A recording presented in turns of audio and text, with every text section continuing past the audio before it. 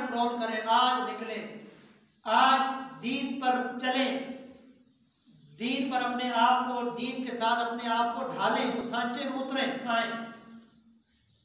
ये ना हो कि कल बड़ी देर हो जाए।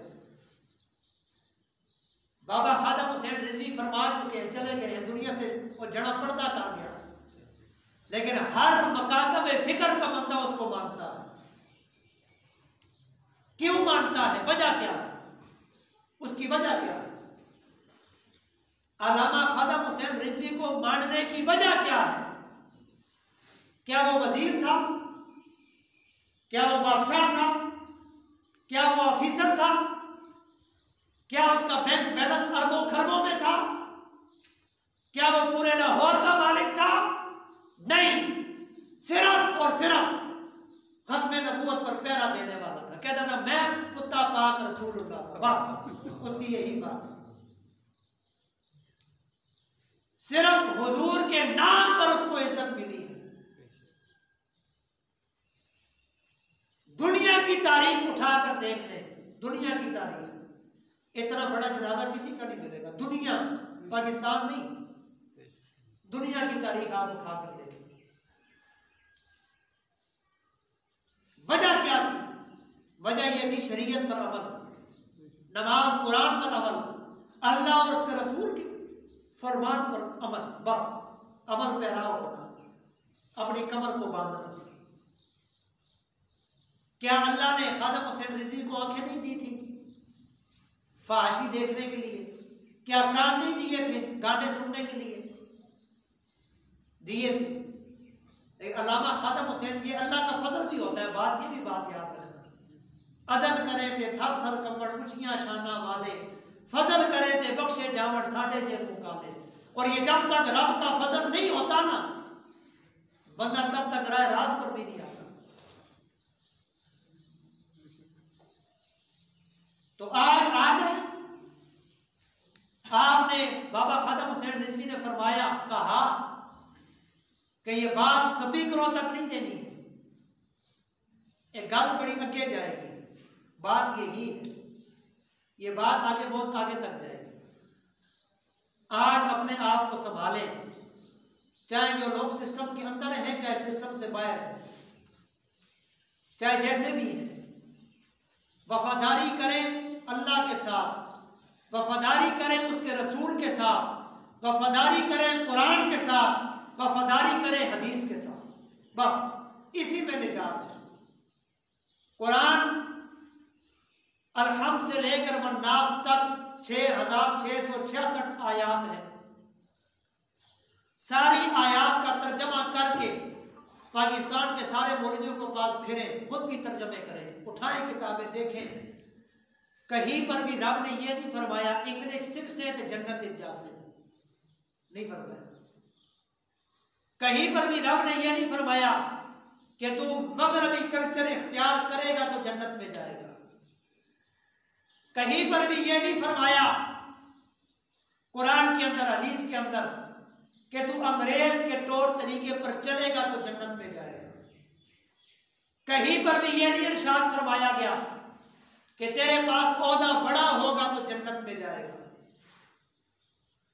पैसा ज्यादा होगा तो जन्नत में जाएगा, गाड़ी लेमोजन होगी तो जन्नत में जाएगा, तू जहाज में उड़ेगा तो जन्नत में जाएगा। नहीं, कुरान कहता है मन आमिला सालिहन मिन ज़करिन औ उन्सा, अल्लाह के नजदीक वही काबिल कबूल बंदा है, चाहे वो मर्द है चाहे वो औरत है, जिसके अमाल नेक होंगे रब की बारगाह में वही कबूल होगा। बस कुरान कहता है, मैंने आयत पढ़ी है आपके सामने,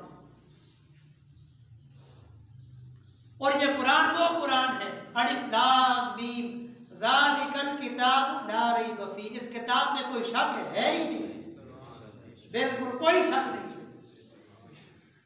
अंग्रेजी किताब में शक हो सकता है, उर्दू में शक हो सकता है, तेरी मेरी हाथ की तहरीर में शक हो सकता है, लेकिन रब के कुरान में शक नहीं हो सकता है, सवाल नहीं पैदा हो।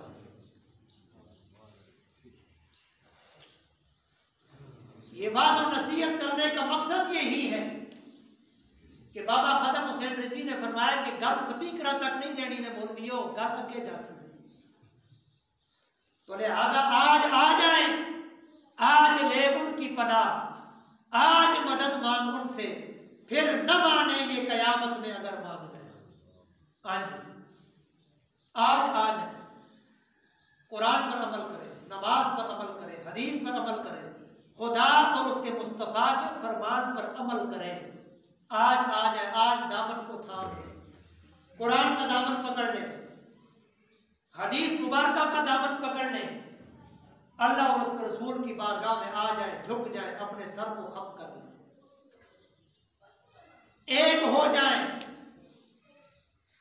खड़े हो जाए एक दूसरे के साथ। सबसे पहले शरीयत की आवाज को बुलंद करें, बस बाकी गल्ला बाद। सबसे पहले बुलंद करें शरीयत को, इससे पहले कि देर हो जाए और कयामत के दिन कमली वाला अगर मुंह फेर ले, मेरे को भी पूछो सी कि रिजवान रिशा तेन मिंबर ते बिठाया सी, मिंबर ते तू बैठिया सी, इतनी भी गल नहीं कर सकिया, लोगों को दस नहीं सकिया, लोगों को बता नहीं सके हो कि हुजूर की मोहब्बत क्या है, अल्लाह की मोहब्बत क्या है, शरीयत पर चलना क्या है, नमाज क्या है, कुरान क्या है। मेरे से भी पूछा जाएगा, फिर उसके बाद आपसे भी पूछा जाएगा, सबसे पूछा जाएगा कि मुसलमानों के घरों में पैदा हुए थे, जब तू पैदा हुआ था तो मुअज्जिन ने तेरे कान में अजान पड़ी थी, तू मुसलमान था। जब मेरी शरीयत पर, मेरी नबूवत पर, कुरान पर, हदीस पर, मसाजिद पर, मदारिस पर जब ये मामला हुआ था, तू बोला क्यों नहीं, बात क्यों नहीं की? ये भी हदीस मुबारका है। हुजूर ये ईमान के लेवल भी बताए हैं। हुजूर अलैहिस्सलाम ने फरमाया, वो गुनाह शरीयत के खिलाफ जो भी काम तुम देखो, अगर तुम हाथ की कुदरत नहीं रख सकते, हाथ के साथ यानी कि तुम्हारे अंदर ताकत नहीं है और नहीं रोक सकते, हुजूर ने फरमाया जबान से रोको। अगर जबान से नहीं रोक सकते, फरमाया दिल में बुरा जानो, दिल में, ये ईमान का आखिरी लेवल है, दिल में बुरा जानो। लेकिन एक मुसलमान जनाब चुप करके ना दिल सोचे, ना जबान न बोले, ना हाथ न रोके, बिल्कुल ही जनाब कंबल लेके एसी लगाकर डिश लगाकर लेट जाए, फिर तो क्या मतलब जड़े पूछो सी ना पुत्रा आ ना लैंड दे विच 10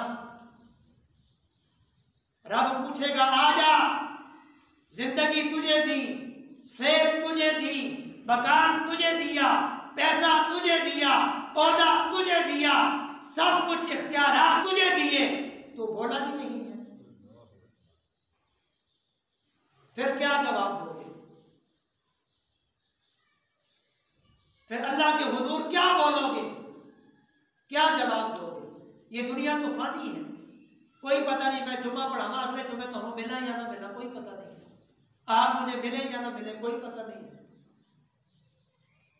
ये सांस का तो कोई भरोसा नहीं है, बटन किसी भी वक्त ऑफ हो सकता है, कोई पता नहीं। जिस तरह हम जनाब अपने घर में दाखिल होते हैं, फालतू बल्ब जल रहा होता है, ओए 25 रुपए यूनिट हो गई, बंद करो, ऑफ करो जी, कोई पता नहीं है।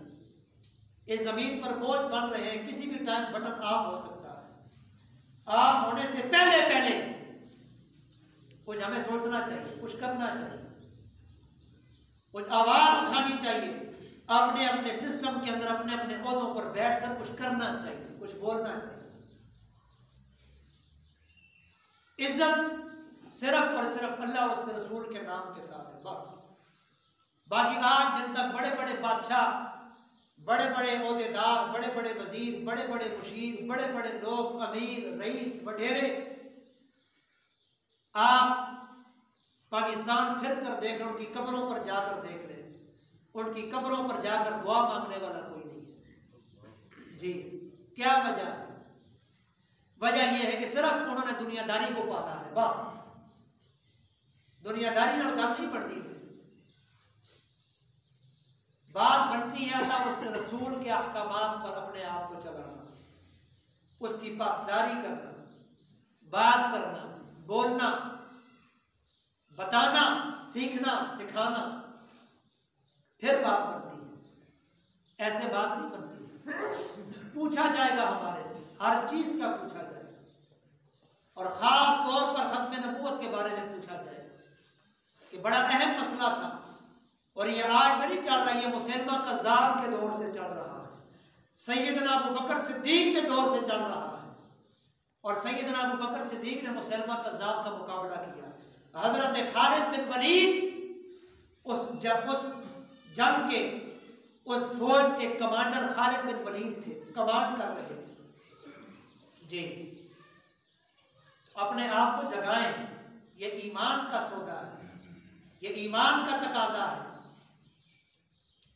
एक बैंक में आपका 1 लाख रुपया पड़ा हो, लेटर आ जाए, डियर कस्टमर आपका शनाख्ती कार्ड एक्सपायर हो रहा है, जल्दी करें बनवाएं वरना आपका अकाउंट जब्त कर दिया जाएगा। हमें जनाब पेचस लग जाते हैं, फौरन दौड़ते हैं, दौड़ो जनाब 1 लाख रुपया जा। और जहां पर हमारा आज ईमान जा रहा है हम वहां पर बोलते ही नहीं। ईमान बड़ा कीमती है, पैसा आने जाने वाली चीज है, पैसा आता जाता है, ईमान सबसे बड़ी दौलत है। ये ईमान का पता उस वक्त चलता है जब नज़ा का वक्त इजराइल जब रूह खींचता है ना, सिराने खलो के जिस जब रूह छिकता है इस तरह करके, और जब पांव से पिंडलियों में, पिंडलियों से रानों में पेट में, पेट से छाती में, छाती में जब हलक में रूह अटक जाती है, फिर पता चलता है अब ईमान कितना मायने रखता है, अब ईमान कितना कीमती है। क्योंकि शैतान वहां पर खड़ा होता है, शैतान वहां पर वार करता है, इंसान को ईमान से फिसलाने की कोशिश करता है शैतान। अपने ईमानों को मजबूत करें, हुजूर के साथ मोहब्बत करें, आज आ जाएं, आज मैदान में उतर जाएं, अल्लाह और उसके रसूल के कहनों को माने, अमल करें, अपने घर पर शरीयत को नाफिज करें।